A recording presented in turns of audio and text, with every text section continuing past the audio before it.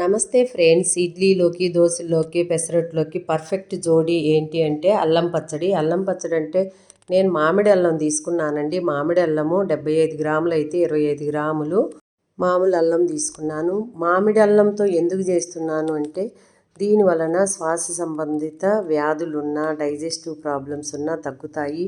అలానే చాలా రుచిగా ఉంటుంది, స్మెల్ కూడా అదిరిపోతుంది. అందుకోసమని మామిడి అల్లం పెట్టి నేను చేశాను. ఎలా అంటే అన్ని ఈక్వల్ క్వాంటిటీ అండి.